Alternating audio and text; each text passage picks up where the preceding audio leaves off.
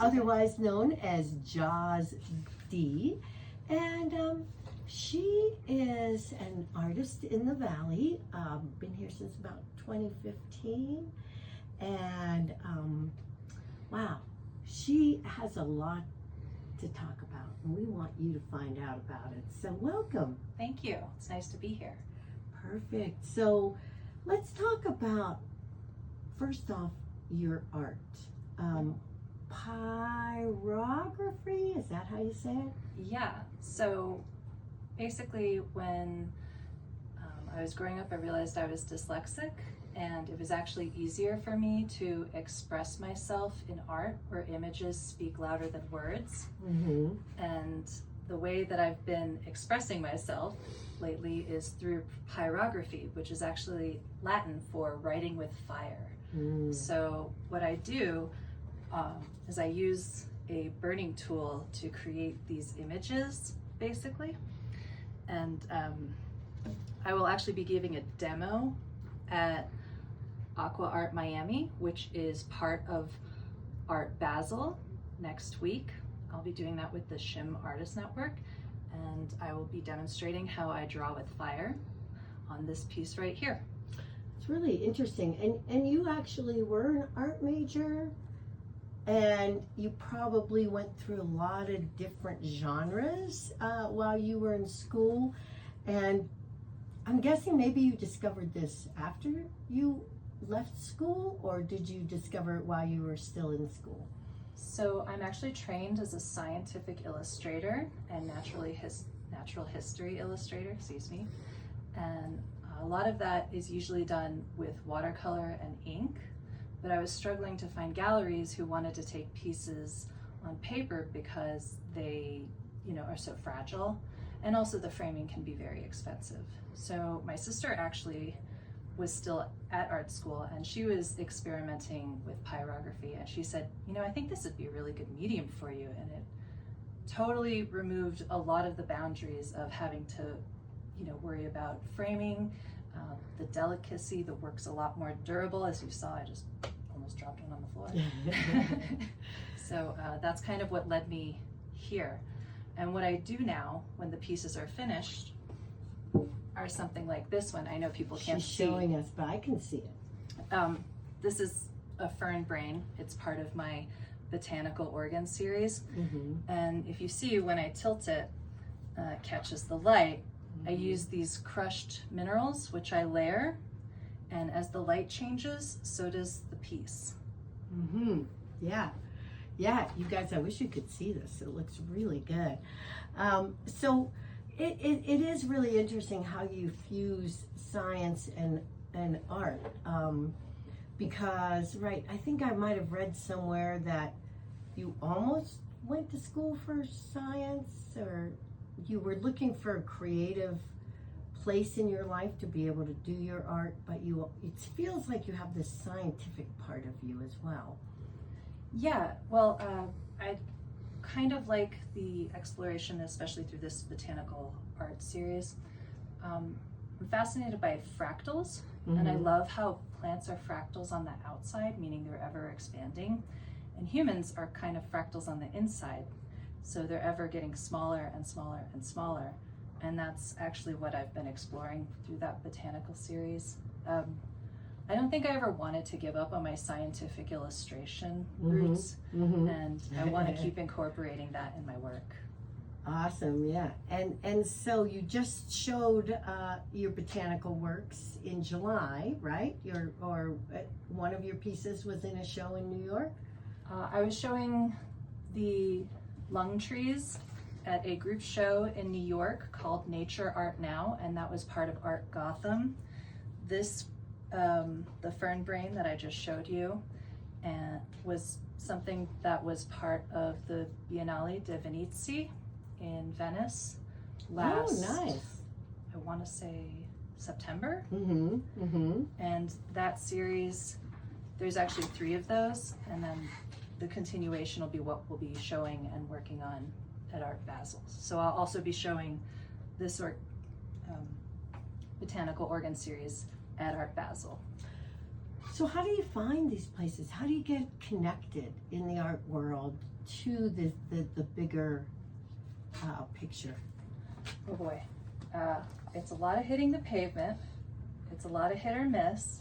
And then if you get lucky, you meet some of the right people, and then they introduce you to some more of the right people. And hopefully it just keeps snowballing from there. Wow.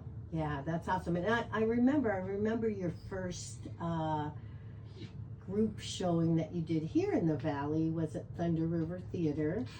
And it appears that a lot of your work shows elsewhere, not in the Valley. Is there anywhere in the Valley people can access it? Right now I don't have any shows up in the Valley. The last show that I had in the Valley before Thunder River was at Jimmy's, if you remember that. Oh, wow. Yeah. I did a solo show up at Jimmy's for a minute. And then COVID hit and everything kind of took a break. And then we did the group show at Thunder River. And right around then was when the Shim Art Network picked me up, and they have been gracious enough to take me to all these wonderful places. So now I've done an artist residency in Germany. I've shown at the Biennale di Venezia. This will be my second time at Art Basel. I just did a show and a residency in Mexico, and I just had a show in New York. Very cool. Let's talk about the Shim Network, because I had more questions. Thank you. Yeah. You felt it. I was like, I need to know more about what this means. What does it mean to get picked up as an artist? It's a digital platform, right? It's a place where artists can access. So the Shim Artist Network is an international group of artists that are based in New York City. And what we are trying to do is put together artist residencies all over the world. I know you and I have talked a little bit about trying to create one here in the Valley. Yeah. So far we've got the one in Mexico, the one in Germany, the one in New York City, and I believe they're going to do one in Dubai next. Wow. Yes. Dubai. Mm-hmm. Wow. So does that mean like money to live and like create your art? Like what all does that entail?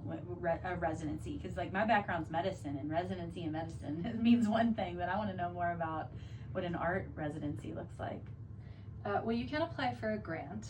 A lot of times artists usually end up, what I'm learning is that instead of going on vacation, we take art trips. Exactly, you pay. It's like an art vacation. Okay. It's like an art vacation. So they house you. Sometimes there's a food stipend. Usually there's a kitchen where you can cook your meals. And then they give you studio space and a place to stay, and then a really awesome community.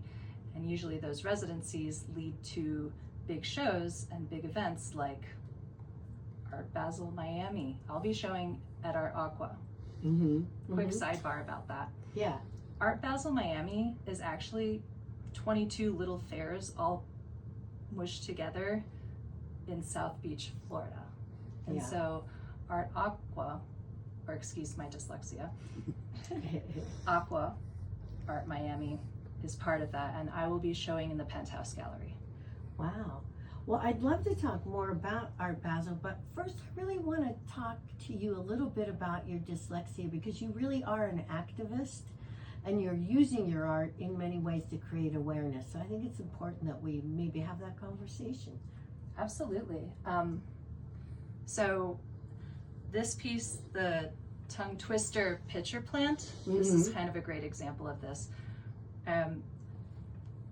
This sort of happened when I was in Mexico. I actually happen to be part Mexican, and this is kind of a narrative on how it can be tricky to navigate two languages at once, especially when you flip your vowels around like I do. So we were at a restaurant, and I asked if I could pay the waitress, but I accidentally said pegar instead of pagar. So she laughed at me because I basically was like, "Can I hit you?" Yeah. Like, no, thank you. No, she's like, "No, that's good."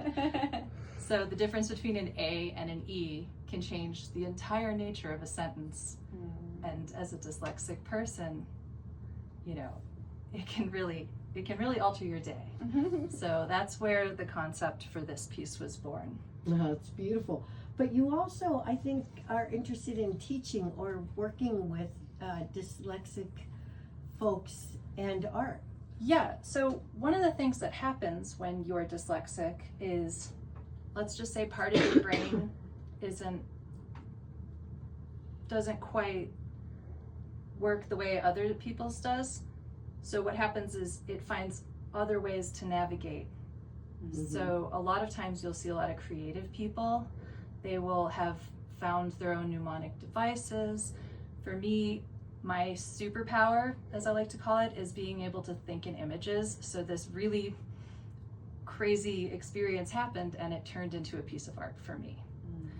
Other people might be able to process information differently. Like some people are really great with numbers and can't quite make letters work for them. Some people, like me, are really great with images, but then can't quite make sense of characters. Like I'm an occupational therapist, so that's dyslexia can manifest itself as so many different, it's like a spectrum, like anything. Like the severity and then the part of your brain, and whether it's language or math or both, it can look very different for different people. But I've always thought people with dyslexia, it's like their right brain is more online. Yeah. And they're more creative, and in that like timelessness part of our brain, and this world that wants you to be in your left brain and wants you to be linear. I feel like dyslexia is like a revolution against being too much in your left brain or something.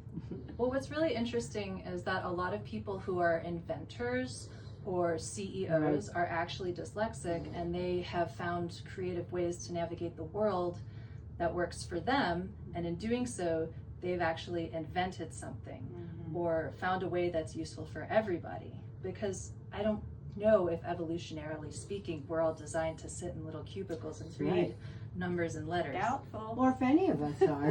Yeah, doubtful. Yeah, exactly. Wow. So here you are. This is your second or third year at Art Basel. This is my second. Okay, explain to our listening audience what it's like at Art Basel. You said it's like a lot of different art fairs, but it's pretty, it attracts the creme de la creme of artists and folks. So give us a little taste, because I've never been there. You ever been there, Kat? No, we have a lot of friends, and people from the Valley who participate, so I've just gotten to live vicariously through their social media. Yeah. But it looks amazing. I would feel like I would be overwhelmed just by the sheer number of offerings. Any advice on how to navigate? I always try to stay within a block of where I'm showing in case I have to pop into the gallery and meet somebody on a whim. You never know who you're going to meet. Right. You never know when you're going to meet somebody, in terms of, it could be midnight or it could be 9 a.m. It's just like a splash of color and creativity. For me, sometimes that can be a little bit overwhelming, but looking back on it, I always am just so excited that I participated in it. But I also feel like it's really good to be able to take a step back and reset yourself, because there is, like you said, it can be overwhelming. There's so much going on, and everybody's different, and everybody's style is so unique, and there's so much to look at. It can be a bit of a sensory overload sometimes. Right? I would imagine. Really exciting. Yeah. Well, you mean you're not out at the all-night raves? Usually I try to go to bed before that starts. Good girl. Wow. So if someone wanted to find out more about you, where would they go? I have a website, which is jozd.org, JOZD.org. And my Instagram is JozD Fine Art. So that's JOZD Fine Art. And I believe you're doing some pet portraits, if people are interested, to help you raise money to get to Art Basel, which is really starting pretty soon here. Yeah, I am. They make great Christmas presents. I've been working with some ashes for some people whose pets who've passed, and mixing them into the pieces, which has made some really special. What a ritual. Yeah, I loved that. They get to keep them with them and remember them. Also, I just think that there's different ways that you can do it. So I am doing wood burnings, we're doing some watercolors, we're doing some freehand illustrations, and all of the proceeds will go towards raising funds for Art Basel.